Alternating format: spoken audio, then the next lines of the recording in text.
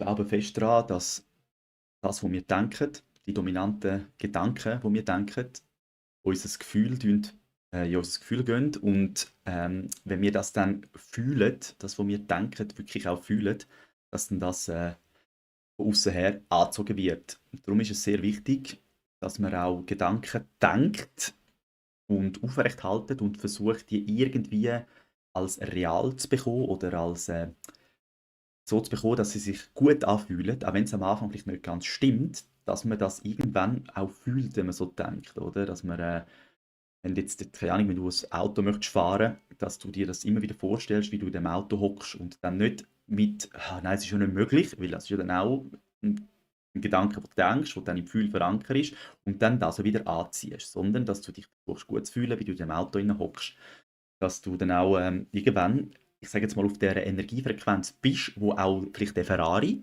wo du jetzt denkst, ja, das kann ich mir ja eh nicht leisten, dass du den irgendwann denkst, puh, dass du dich einfach gut fühlst drin, dann ist es dir auch egal, wie du den kannst leisten, weil das Gefühl sagt dann eigentlich, dass es schon so ist, dass man sich eigentlich anfängt anfreunden mit Gefühlen, wo man in seinem Leben möchte. Genau, und da kann man das so vorstellen, da ist mein Strichmännchen, das ich zeichne, und wir haben das Energiefeld. Das ist übrigens auch messbar. Hallo Zora.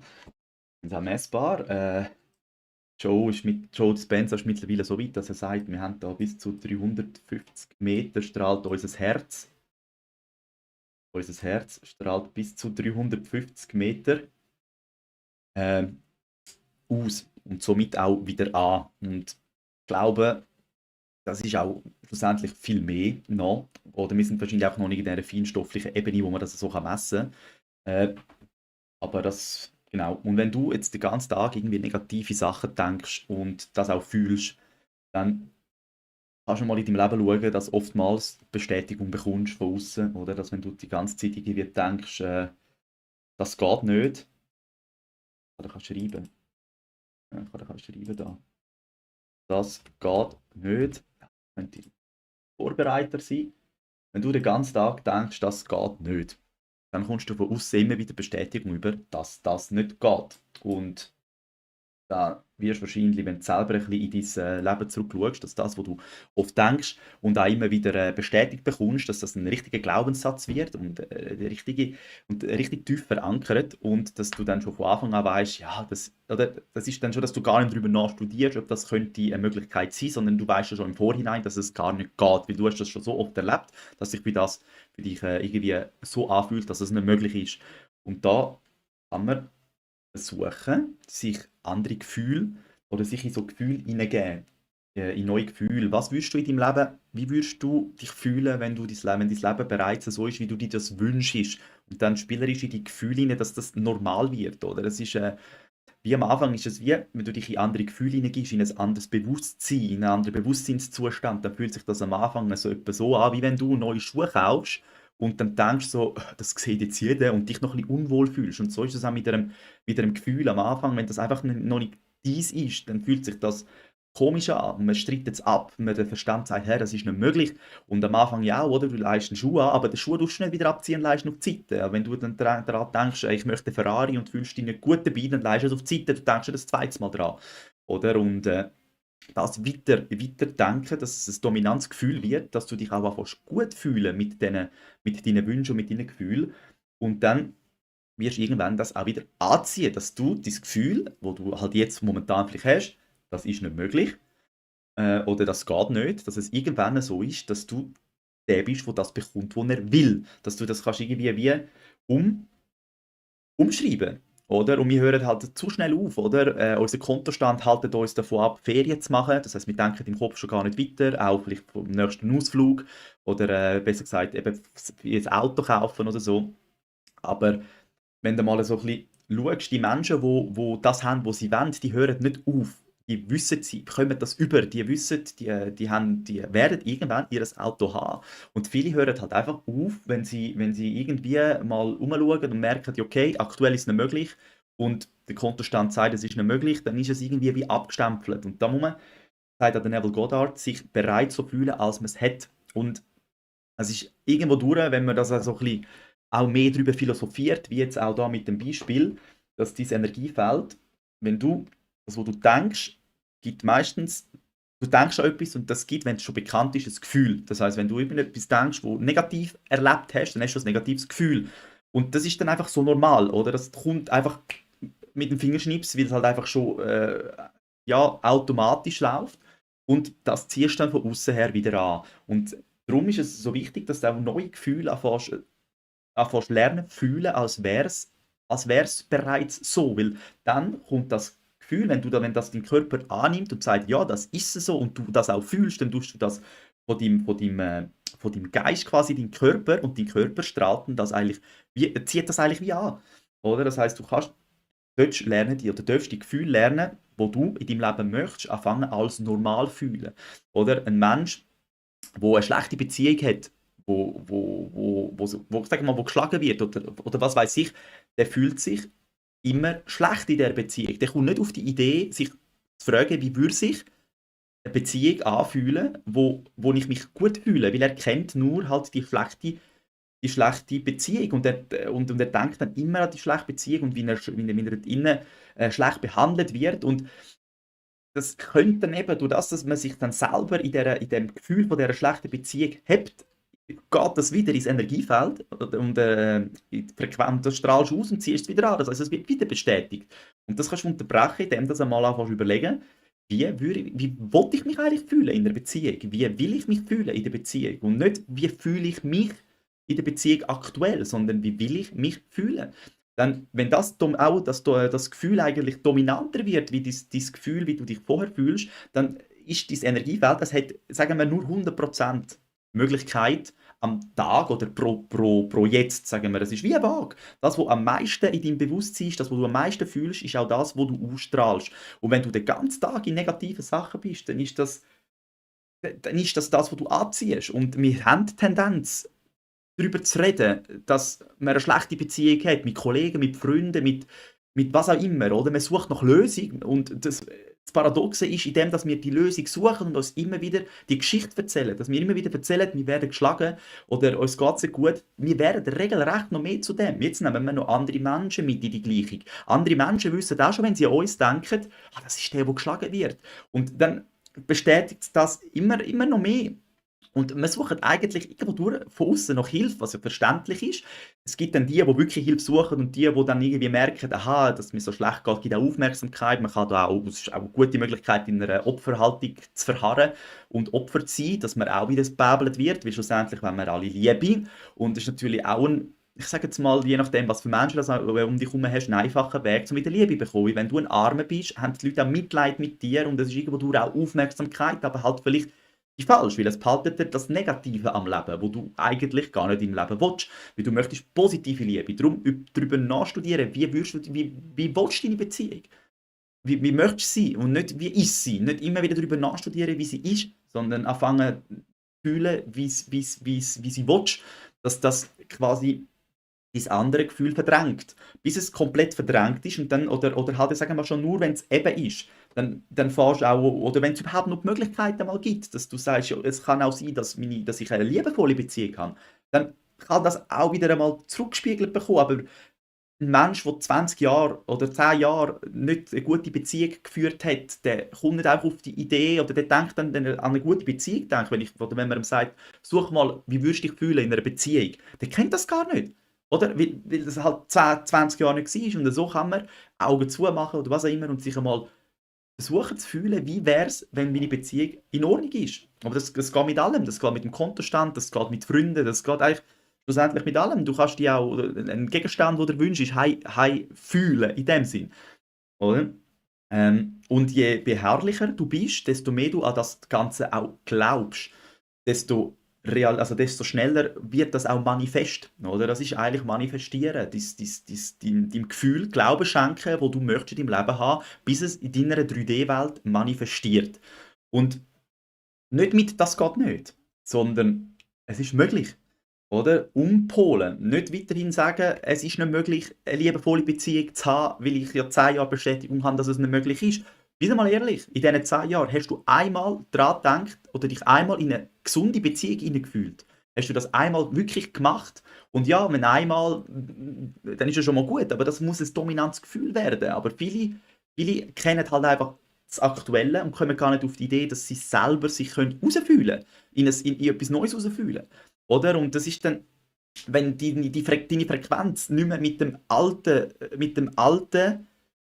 alten Frequenz passt, dann geht das einfach ab. Du verlierst das regelrecht, das wird dir aus deinem Leben genommen. Das heißt, wenn du schaffst, deine Frequenz über das zu tun, dass du liebevoll bist und nicht schlägst. Es ist ja auch eine gewisse Selbstliebe, wenn du schaffst, so eine Beziehung auch verlassen oder mal dich gedanklich in andere Gefühle hineinbegeben. Ist ja auch irgendwo durch eine Selbstliebe. Wenn du das nicht kannst oder nicht machst, dann kommt halt immer wieder das, was du schon kennst, zurück in dein Leben.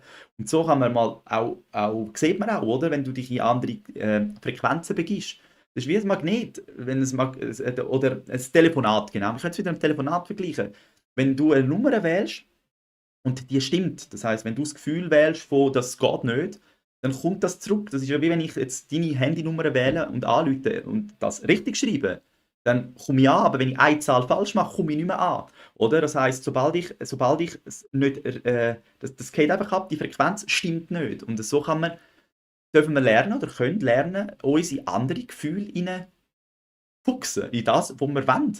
Oder in die Gefühle in unser Leben einladen, wo wir wollen. Und das geht am allerbesten, indem dass man anfängt, sich zu beobachten, indem dass man wirklich zum Beobachten wird, wie denken wir den ganzen Tag, dass einem bewusst wird, dass ich fast den ganzen Tag denke, dass ich eine Beziehung habe, wo der andere mir nicht gut tut. Oder? Es ist ja dann immer, wir projizieren es dann eigentlich immer auf den anderen, aber jetzt, wenn man das jetzt so mal stehen lässt, dass das, was du denkst und fühlst, der eine in dein Leben zieht, dann hat der andere nichts mit dem zu tun.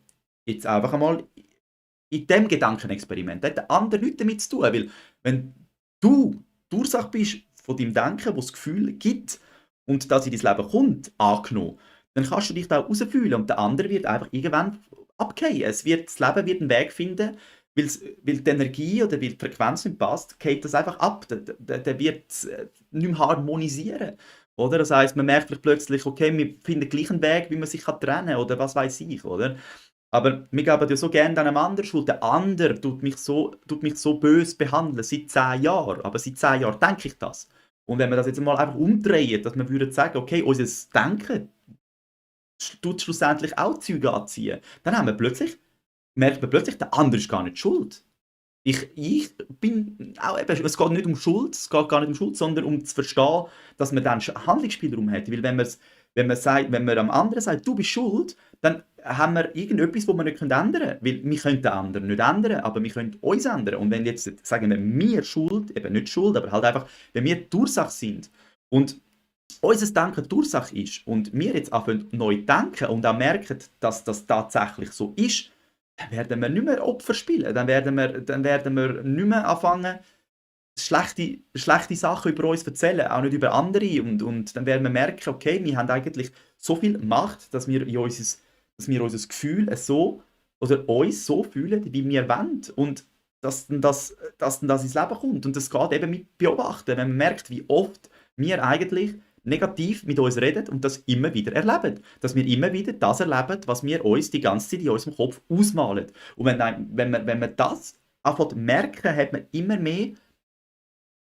Spielraum, man hat immer mehr Möglichkeit auszubrechen, weil man weiß, okay, man merkt immer öfters, jetzt denke ich schon wieder so, oh, jetzt erlebe ich das in meinem Leben. Das ist schon komisch, oder? Und irgendwann merkt man, es zieht wirklich alles, ist so wie ein Ablauf. Dein Denken formt dein Morgen.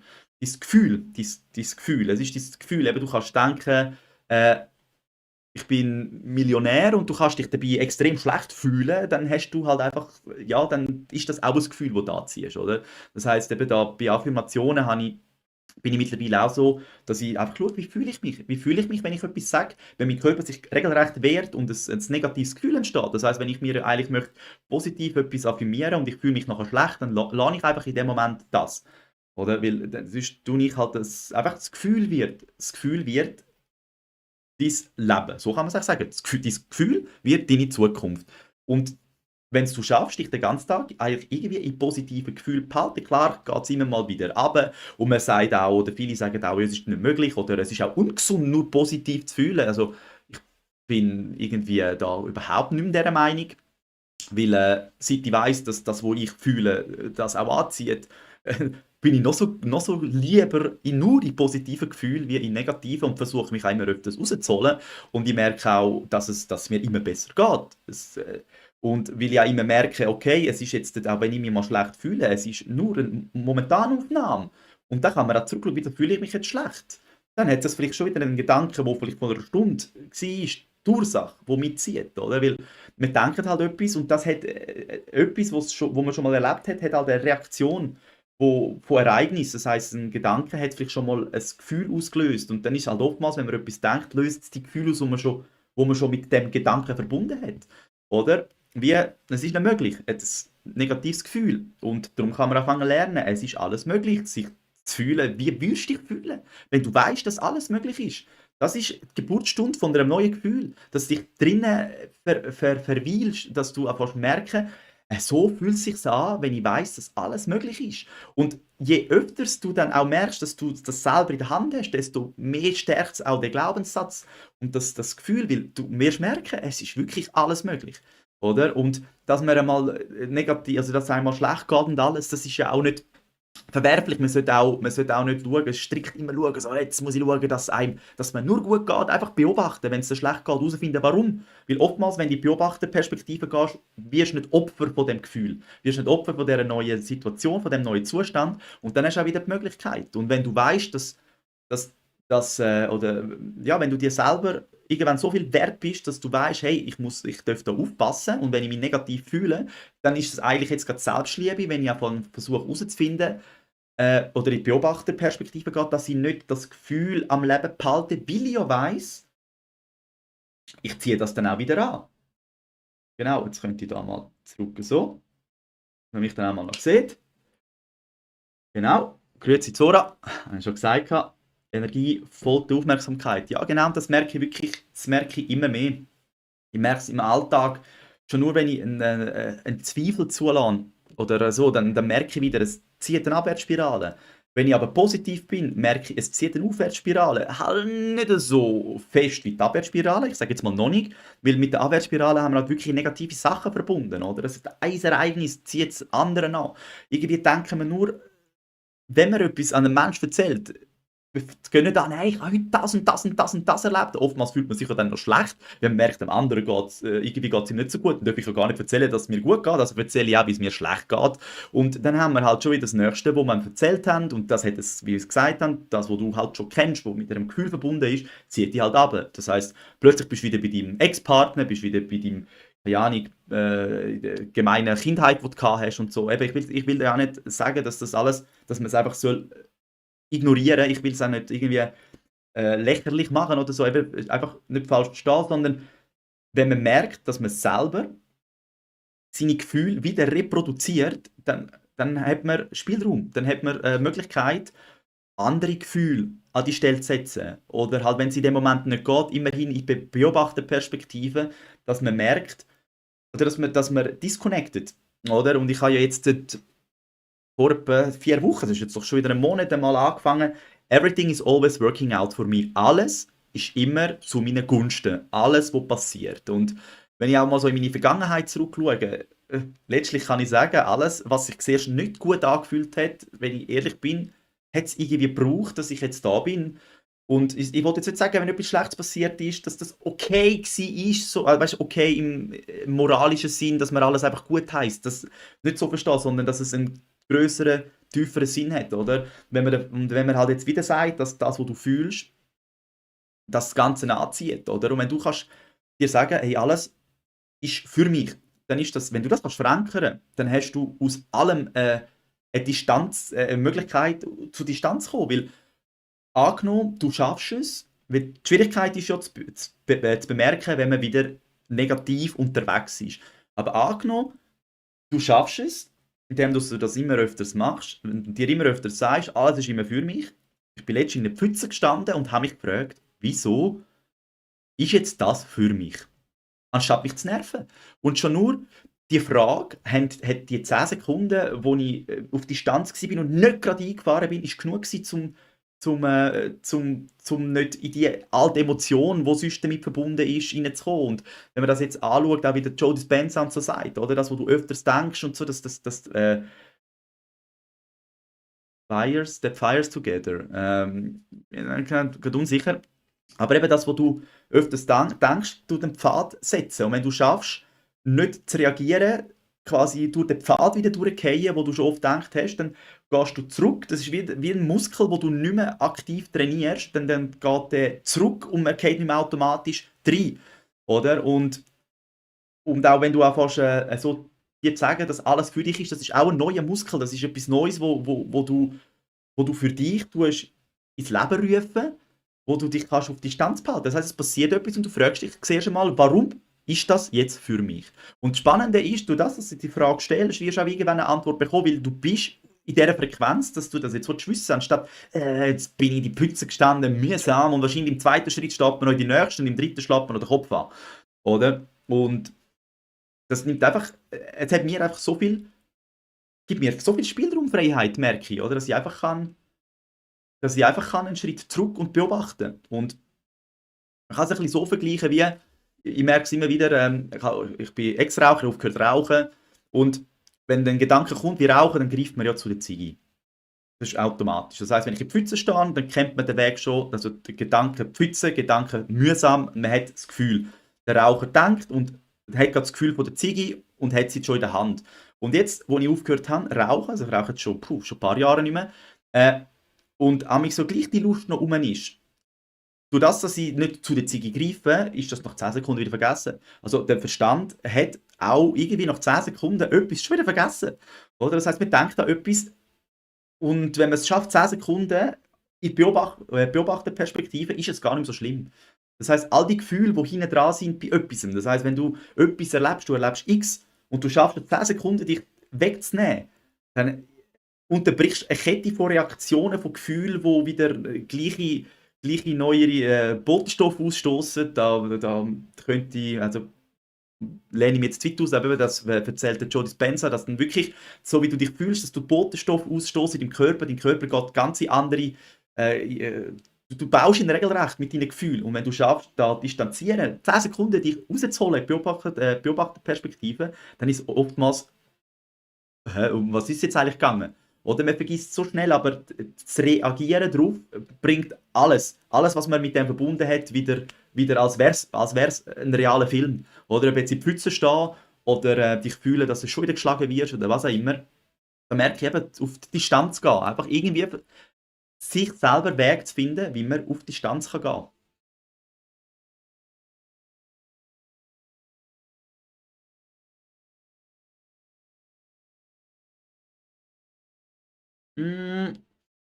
Ja, das hilft. Ja, mir hilft es extrem, dass alles immer für mich ist. Jetzt ist mir ein bisschen zu klein, muss ein bisschen anzoomen. Der Chat ist so klein. Ich kann es nicht lesen. Was ist jetzt?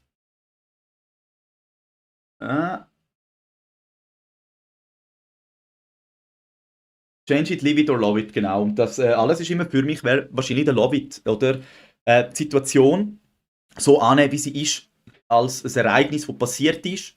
Und wenn man in die Beobachterperspektive geht, dann nimmt man die ganze Geschichte weg.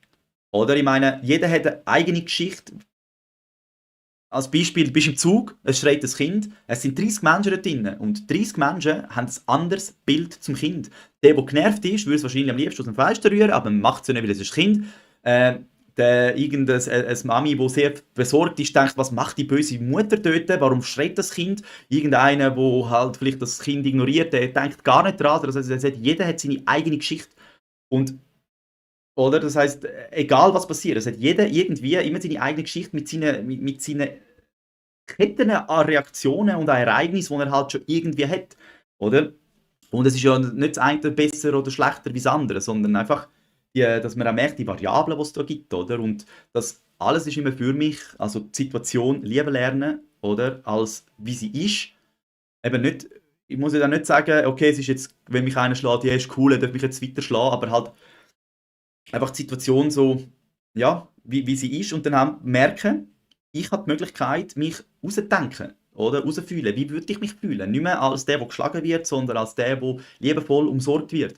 Und das dann anfangen als Wahrheit fühlen und so dominant, dass es ich werde geschlagen Gefühl vom Thron stößt, dass es das neue dominante Gefühl ist, wo wir in die Welt ausstrahlen und wo dann wieder angezogen wird.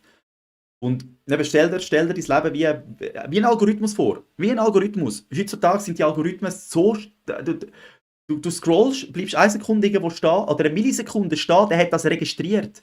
Und er zeigt dir noch mehr davon. Und so ist dein Leben auch. Das heißt, wenn du deine Gedanken, die du investierst, kommen zurück. Du wirst es erleben. Das Leben zeigt dir. Das Leben ist ein grosser Algorithmus, der dir das wieder zeigt. Und je mehr dass man das merkt, desto eher hört man auf, sich irgendwie in so Abwärtsspiralen versuchen zu verfangen. Man lernt Wege zu finden, wie man da rauskommt. Weil man muss eigentlich in eine Aufwärtsspirale kommen.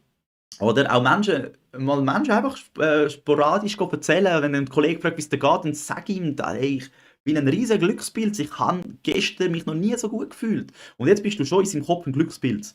Und anstatt der arme Sieg, der immer brüllt, vom Thema von vorher. Das heisst, du kannst auch einfach gezielt einmal Wörter anderen Menschen, wie du fühlst, ins Maul legen, dass sie dich anfangen so sehen, wie der, wo du willst sein. Weil sie haben auch Kraft. Sie haben auch, wenn sie dich in ihrem Energiefeld so sehen, dann helfen sie dir den Weg dort hin. Darum hat auch mal jemand gesagt, Neid hilft eigentlich am allermeisten der Person, die beneidet wird. Weil es ist eine sehr starke Energie, wo man dieser Person schickt und es nicht gönnen. Das heisst, es gibt dieser Person eigentlich nur noch mehr. Oder? Und darum steht auch in der Bibel, hebt die andere Wange hin, oder? Wenn jemand böse ist, reagiert nicht irgendwie, geh nicht mit Groll auf etwas, weil es kommt zurück, verschwendet kein Gedanke an irgendetwas Negatives. Ich habe ein Zitat gelesen, worrying, ich weiß nicht, wie man es ausspricht, worrying is something, is praying for something that you don't want. Also eben auch schon nur sich, was heißt es auf Deutsch, worrying? Heißt das auf Deutsch? Sorgen machen. Sich Sorgen machen ist eigentlich ein Betten für etwas, was du nicht möchtest. Oder? Und das hat schon etwas, je mehr, dass man das beobachtet. Und ja, aber es fängt halt alles auch damit an, dass man sich das zulässt. Dass man auch mal sagen kann, hey, vielleicht bin ich selber schuld. Also eben, es geht nicht um Schuld, aber vielleicht bin ich verantwortlich für meine Umstände in meinem Leben. Genau, so kann man es sagen. Vielleicht was, wenn ich wirklich verantwortlich bin für all meine Umstände. Das gibt mir Selbstermächtigung, dass ich auch der bin, wo alles so kann richten, wie ich will. Das heisst, es braucht kein anderer Mensch mehr. Du wirst dann herausfinden, eigentlich brauchst du niemanden in deiner Welt, außer dich selber, um das zu erreichen, was du willst. Wenn du dich in dein Gefühl hineinbegibst, dass du bereits das bist und hast, was du dir wünschst. Und das so dominant wird und du das ausstrahlst und du immer mehr Ereignisse in dein Leben ziehst und dann musst du halt auch noch handeln. Oder? Und das ist dann der nächste Punkt. Oder? Das heisst, viele Menschen wissen, oder gerade beim Manifestieren, wenn sie sich irgendeine neue Realität manifestieren, dann gehen sie in das Gefühl hinein. Und ich habe jetzt doch schon bei Paaren auch gehört, pass auf, was dir wünschst. Wenn du dir das als real vorstellst, es wird real. Das heißt, wenn du dir anfängst vorstellen, dass du möchtest Partner, eben jetzt sagen wir, wenn du jetzt anfängst fühlen, wie du dir vorstellst, die Liebe ist in deiner Beziehung und du das so fest fühlst, dann kann es sein, dass von heute auf morgen irgendetwas passiert, dass du nicht mit einem anderen Partner zusammen bist. Und jetzt kommen die Menschen, die jetzt eigentlich richtig manifestieren, ins Schwitzen und denken, jetzt ist das Leben wieder gegen mich, jetzt verliere ich noch meinen Partner. Aber eigentlich ist ja das der Wunsch gewesen. Also der Wunsch, ja, für Schlusszeichen halt, eben das Gefühl. Und das Gefühl ist ja dann an einen Mensch geknüpft, sondern nicht an eine Person X geknüpft per se, sondern halt einfach, wenn es bei dieser Person nicht geht, dann geht der aus deinem Leben und jemand Neues kommt in dein Leben.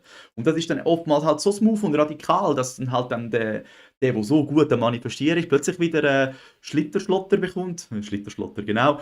Und jetzt eigentlich einfach Angst bekommen und jetzt wenn man da halt dann nicht aufpasst, manifestiert man plötzlich die Angst. Das heisst, Angst wird dominante Gefühl. Wieso? Und plötzlich ist man wieder Opferhaltung. Jetzt hat man eigentlich einen guten Samen gelegt, einen guten Start für eine starke Manifestation, indem dass man es eigentlich geschafft hat, das Ganze ins Rollen zu bringen mit einem dominanten neuen Gefühl.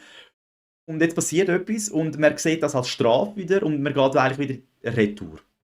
Und ich glaube, das ist nicht zu unterschätzen, oder? Also, wir manifestieren immer, wir können nicht manifestieren, weil dein dominante Du, dein Ich, dein Ich regiert deine Welt. Das heißt, so wie du bist, wie du dich fühlst, alles das regiert deine Welt, das, was du zulässt in deinem Leben, alles das ist das, was du erlebst. Und wenn das Ich anders wird, das wird anders, indem dass du andere Gefühle anfängst, äh, dominant fühlen. Und wenn das Ich dann halt ist, ich lasse mich nicht mehr hauen, dann ist halt plötzlich der die haut, nicht mehr in deinem Leben. Oder? Weil eben energetisch passt es nicht mehr. Das geht einfach ab. Das geht nicht mehr. Ich habe die falsche Nummer gewählt, ich hatte dich jetzt nicht auf der anderen Leitung am Telefon. Genau. Haben wir so verstanden? Rückmeldung? Ist man rausgekommen? So, mehr oder weniger?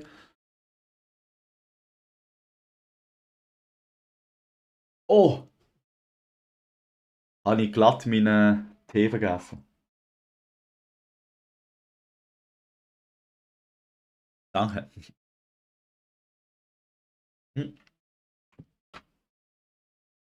Ja, ist schon spannend. Und das Interessante ist, dass es, dass es plötzlich sehr schnell geht. Oder wenn man das so selber merkt und dann plötzlich auch einfach mal den Entschluss zieht, hey, ich habe es selber in der Hand. Oder jetzt mal, wie lange habe ich gesagt, ich wollte nicht rauchen und habe weiter geraucht und nicht aufgehört? Wie lange habe ich gesagt, ich möchte das nicht mehr und habe einfach weitergemacht? Und, und bei vielen Sachen haben wir auch wirklich die Möglichkeit, schon jetzt mitzureden. Das heißt, wenn du dir einen fitten Körper wünschst, aber nicht etwas dafür machst, dann wird's halt einfach nicht. Oder? Und auch da kann man vielleicht dann noch lang denken, ja, ich wünsche mir einen schönen Körper, kommt dann auch in ein Gefühl rein, wo man das sich vorstellt. Und dann kommt dann plötzlich ein Magazin, wo drauf steht, neue Diät, das und das. Oder wir haben herausgefunden, Zucker musst du wirklich weglassen. Das Einzige, was du machen musst, dann hast du deinen Traumkörper. Jetzt schickt das Leben eigentlich wieder Möglichkeit, weil du das gefühlt hast, du möchtest eigentlich einen tollen Körper, hast dich in den neuen Körper hineingefühlt. Jetzt kommt eigentlich die Botschaft, lass Zucker weg, mach 3 Tage lang nur Fasten und du hast deinen Traumkörper, du verlierst 10 Kilo. Und jetzt denkt man, ja nein, jetzt hat man eigentlich die Einladung bekommen und man nimmt sie nicht an. Das heisst, den Schritt muss man gleich machen. So einfach gibt es, glaube ich, selten, dass einer einfach mit Fingerschnipsen 100, sagen wir, seine 20 Kilo verliert, die er sich vielleicht weg haben will. Aber das sind dann halt Möglichkeiten, oder, wo aufgehen. Und wenn wir halt dann gleich zu faul sind, um einen Schritt zu gehen, oder ich meine, jemand, der sich wünscht, nicht mehr zu rauchen, der weiß, was er machen muss. Er muss aufhören zu rauchen. Ich sage nicht, dass es einfach ist, aber das wäre die Lösung. Oder? Das wäre die Lösung. Und dann habe ich auch Leute, einen gehört, er hat es so gemacht, zum Beispiel aufhören zu rauchen. Er hat sich als Nichtraucher visualisiert. Er hat sich als Nichtraucher visualisiert, wie der die Ziege grusig schmeckt. Und er hat gesagt, er hat im Aussen nichts gemacht, weil im Aussen kannst du nichts ändern. Das heisst, wenn dein alte Gefühl immer noch der Raucher ist und du immer noch genüsslich rauchst und das toll findest, dann ist das Aufhören, sagt er, und habe ich auch so empfunden, schwierig. Weil du bist ja immer wieder mit dem alten, immer das alte Selbstbild. Der Raucher Fabio ist ja dann immer noch wenn ich ja einfach weiterhin eigentlich im Gefühl bin, dass ich das eigentlich will, aber eigentlich nicht. Und er hat dann gesagt, er hat es so gemacht, dass er sich als Nichtraucher wie eine Ziege eklig fühlt. Und er hat dann im Aussen nichts geändert. Er hat auch weiter geraucht, bis er eines Tages aufgewacht ist, die Ziege ins Maul genommen hat und hat es nicht mehr fein gefunden. Oder? So kann man auch Sachen aus seinem Leben holen, eben wie das neue Gefühl einladen. Wie fühlt es sich an, neu, oder? Es muss ein neues dominantes Gefühl werden. Es muss so real werden, dass es eine Möglichkeit wird im Leben. Und nachher wird es halt grusig und dann sollte man halt vielleicht nicht wieder 10-mal dran rauchen, bis es wieder fein schmeckt, oder? Und so schickt einem das Leben halt immer wieder Einladungen und die kann man annehmen oder halt nicht. Er ist immer noch ein feiner Tee.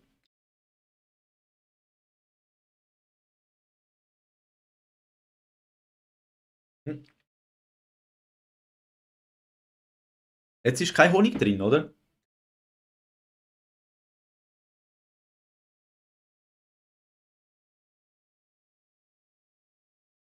Ja genau, ich habe sonst auch auf dem Kanal habe ich auch ein Gedankenexperiment verlinkt.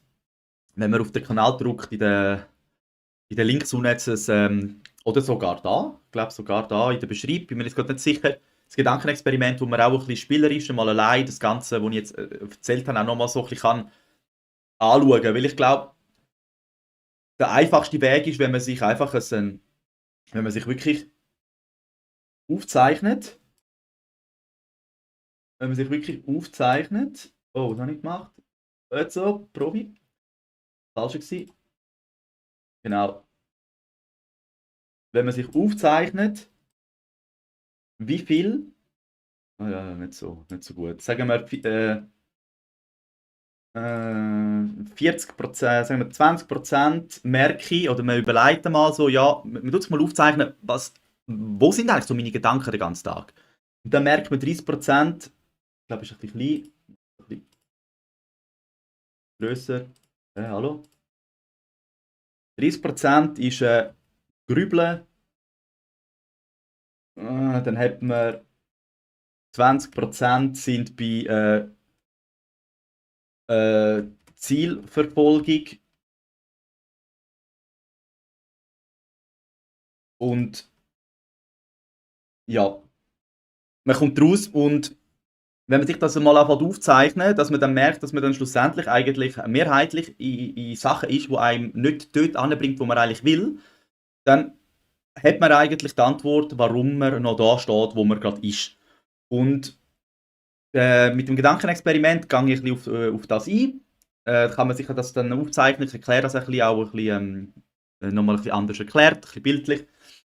Genau. Und man weiß ja mittlerweile, dass man 95% unbewusst ist. Das heißt, 95% von deinem ganzen Tag sind sogar 95%. Wir sind 95% automatisch unterwegs, anscheinend. Wissenschaftlich. Und die 5%, wo mir bewusst da sind, das heißt, wo du jetzt bewusst mir zuhörst, wo du dich entscheidest, jetzt bin ich da und höre zu, die 5% müssen wir möglichst so führen, dass es an unser Ziel geht. Dass wir die 95%, die unbewusst sind, umprogrammieren von negativen, unbewussten Sachen zu zielführenden, unbewussten, automatisch ablaufenden Sachen.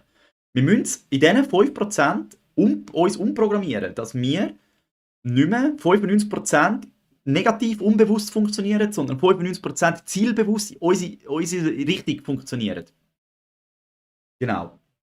Ich glaube, so kann man das sagen. Und wenn man das einmal so sich auf der Zunge zergehen lässt, dann denken die einen, ja, ich bin doch da, ich fahre Auto und sie und Sachen, ja. Sag mir mal, an wie vielen Häusern fährst du vorbei, wenn du Auto fährst? Welche Schuhe ziehst du zuerst an? Musst du immer überlegen, obwohl du es weisst. Du machst es automatisch. Wo ist der 5. Gang? Wo ist der Rückwärtsgang? Wie hockst du rein? Wo ist der Gurt? Wie sieht er aus? Wie sieht das Steuerrad aus? Hat es einen Gummi dran? Ist es flauschig? Was hast du für einen Sitz? Hast du Flecken auf dem Sitz? Nein, wir sind schon irgendwie rum, aber wir wissen gleich nicht.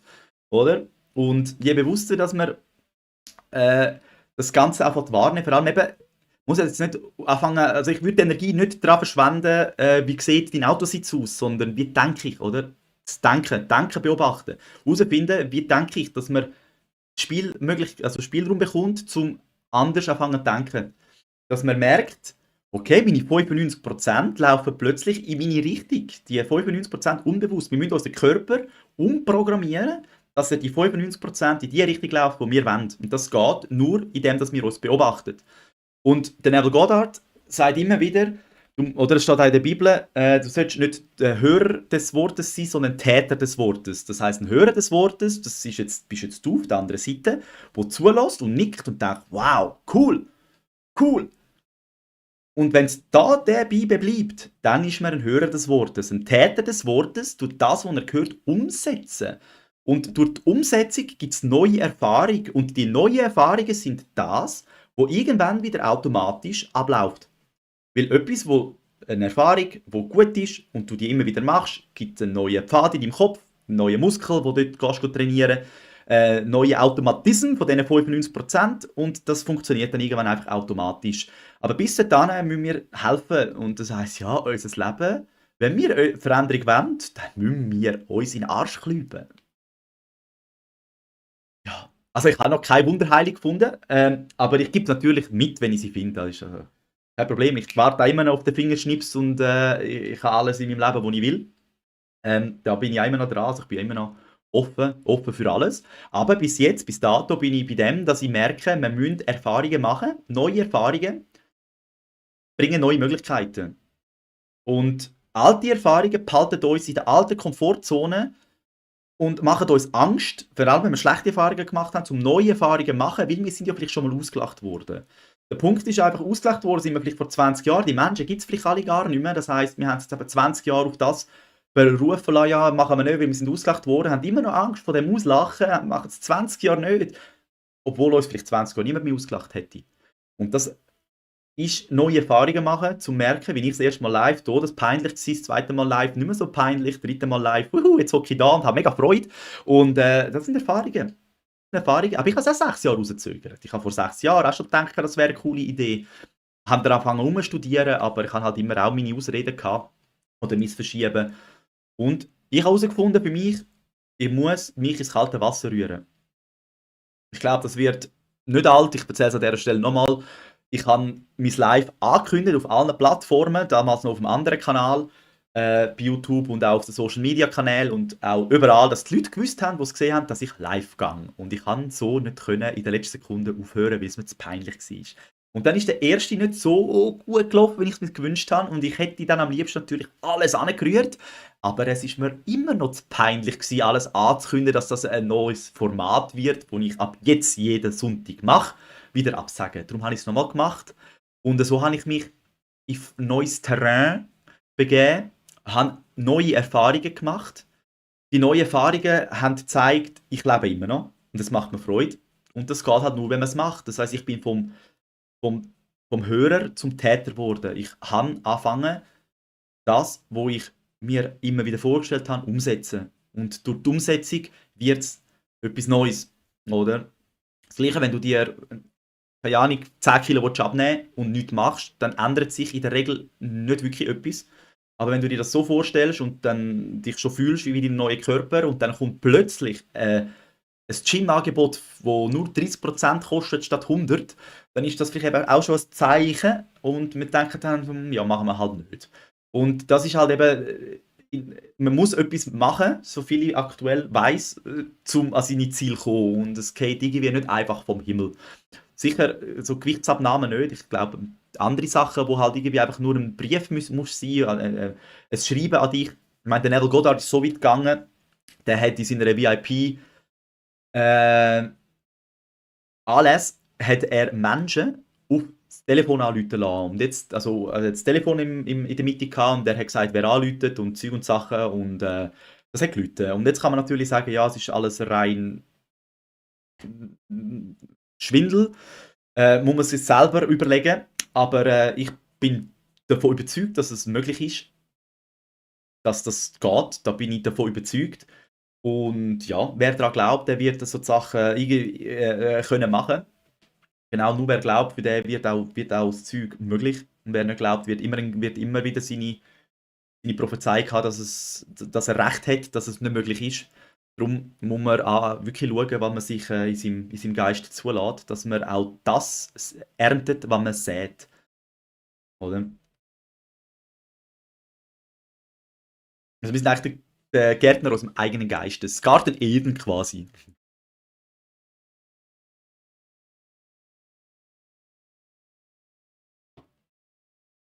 Hey, es hat immer noch, jetzt ist er ein bisschen kalt.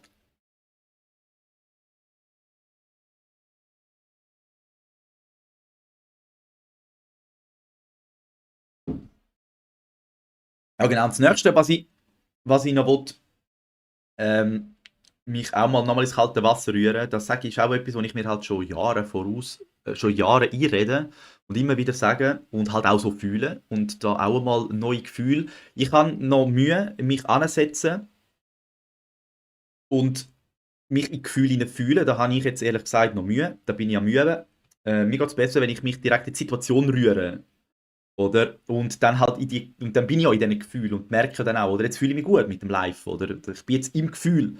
Ich hätte jetzt Mühe, mich in das Gefühl, wie es mir jetzt geht, visualisierend anhocken. Da haben andere ganz gute Erfahrungen. Ähm, genau, und was ich noch machen will, ist etwas vorbereiten. Und das rede ich mir halt auch schon sehr lange ein und ich weiß, ich muss damit aufhören und einfach einmal irgendwie machen.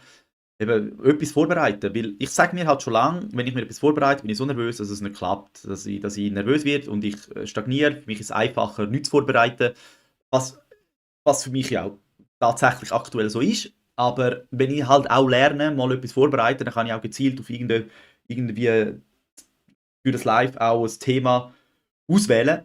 Vielleicht ist es auch einfach nur, eben, ich habe mal irgendwo schlechte Erfahrungen gemacht, wo ich nicht mehr weiss. Vorträge habe ich, oh ja stimmt, natürlich Vorträge, oh, ist immer todespeinlich gewesen. Und wenn ich etwas vorbereite, ist es auf eine Art wie ein Vortrag. Wenn ich nichts vorbereite, dann kann ich mir ja nicht sagen, Fabio, du hast etwas verkackt. Vielleicht ist es einfach auch nur eine Ausweichstrategie von mir. Und von dem her muss ich glaube wirklich, darf ich mich da auch mal etwas vorbereiten, anhocken, weil ich es einmal gemacht habe und es ist nicht so gelaufen, wie ich es wollte. Es ist mir auf jeden Fall nicht peinlich gewesen, aber ich habe natürlich dort wieder Bestätigung gehabt, ja, in dem Fall lassen wir es. Aber vielleicht eben wie beim Live, einfach mal zweimal machen, dreimal machen, bis ich eine gute Erfahrung damit mache. Und ab dem Moment, wo ich eine gute Erfahrung damit gemacht habe, habe ich auch einen neuen Ausgang von einer Geschichte, die aktuell halt einfach nur einseitig ist. Darum ja, habe ich jetzt auch gerade mir selber da das noch mal erzählt. Schaue ich doch, dass ich das nächste Mal etwas vorbereite. Genau. Ja, es ist halt auch, jetzt ist es gut gegangen, jetzt mit dem nicht vorbereiten. Jetzt habe ich auch irgendwie gerade Anschluss gefunden mit dem Reden. Das finde ich in der Regel schon, aber jetzt die letzten Male oder die einen Mal habe ich dann halt wie nichts gefunden. Und es sind auch schon Leute drin gewesen, habe ich gemerkt, die auch gefragt haben, wann geht's los? Und ich bin dann da gehockt und habe ja nichts vorbereitet. So, ja, weiß nicht, wann geht's los? Hast du eine Idee? Was willst du erzählen? Was willst du reden? Und ich glaube, um das auch überbrücken, ist etwas vorbereiten vielleicht gar nicht so schlimm. Ich kann ja einfach einmal mit etwas Kleinem anfangen. Ja nicht irgendwie eine Stunde vorbereiten, sondern einfach ein Thema und vielleicht ist ja das dann automatisch drin. Weiss ich eigentlich auch schon, ja, nein, da bin ich auch noch gut im Vorherschieben. Darum eben, von nichts kommt nichts. Genau.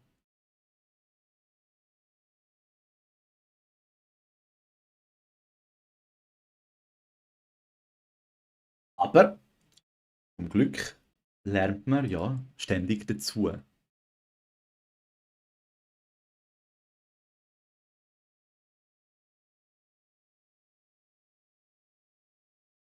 Voll. Voll. Nein, bei mir ist es glaube wirklich, wenn ich so zurück überlege, wie peinliche Vorträge ich hatte, ich glaube, das ist der Hauptgrund, warum dass ich glaube nichts vorbereiten will. Ich habe es mir jetzt eigentlich selber sehr gut selber erklärt und auch fühlt sich auch realistisch an, weil wenn ich etwas vorbereite, dann kann ich was falsch machen und wenn ich nichts vorbereite, dann kann ich ja in dem Sinn auch nichts falsch machen. Das heißt, ich kann da sein und wenn nichts läuft, ist es okay und wenn ich etwas vorbereite und es nicht so läuft, wie ich es vorbereitet habe, dann habe ich auch die Möglichkeit, mir etwas vorzuwerfen, der Theorie. Und das ist sicher mit anderem ein Grund, warum das ich es dann nicht mache. Aber ja, natürlich schon, wenn ich würde vorbereiten, wahrscheinlich, wenn ich mir auch die Zeit würde nehmen, um was vorzubereiten, dann fuchse ich mich auch eher rein, habe ich auch noch mehr Ideen. Und ja, oder halt, wenn ich dann loslege oder wenn ich dann einfach anfange zu erzählen, dass dann auch das nächste Thema automatisch kommt. Mhm.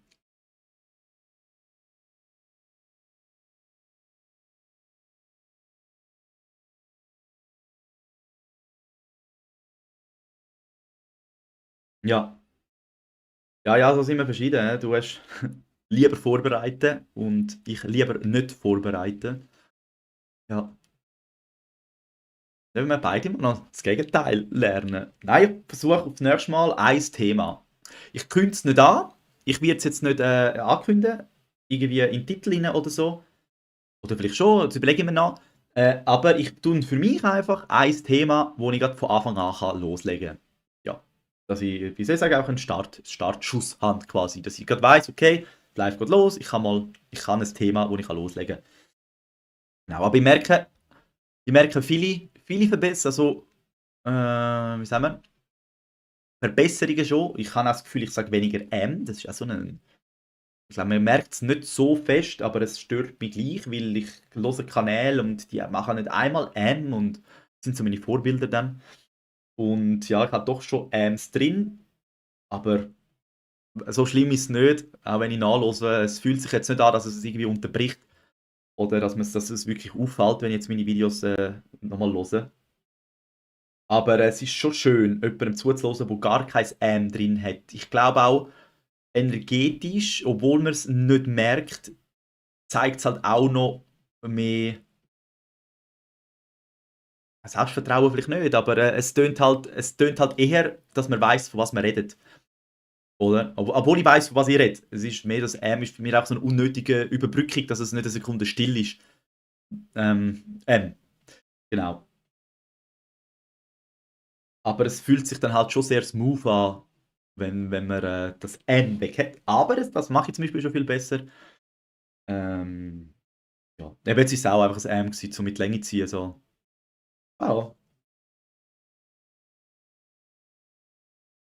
Aber ich bin auch froh, dass wir alle verschieden sind, ganz ehrlich, Zora, ganz ehrlich. Weil wenn jeder über das Gleiche redet, dann hätte keiner wirklich eine Chance mehr, außer die es halt schon gibt. Und durch das, dass wir alle so verschieden sind, haben wir auch sehr verschiedene Themen, dass auch jeder, ich sage mal, einen Teil vom Kuchen kann haben, oder?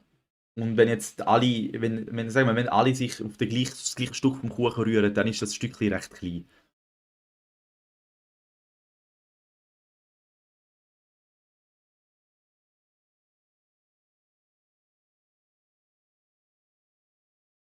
Also, Tee ist leer. Wasser.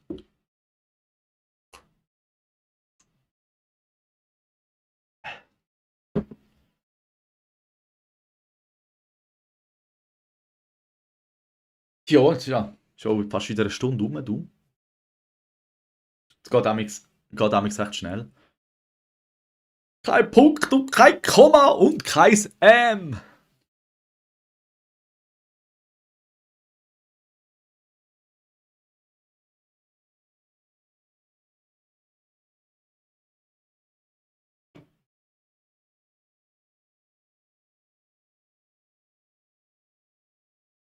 Ja, ich möchte mich noch schnell an den anderen Zuschauer richten, der doch auch schon lange da ist. Ich sehe nicht, wer es ist. Ich sehe einfach, dass gleichzeitig Zuschauer 2 sind.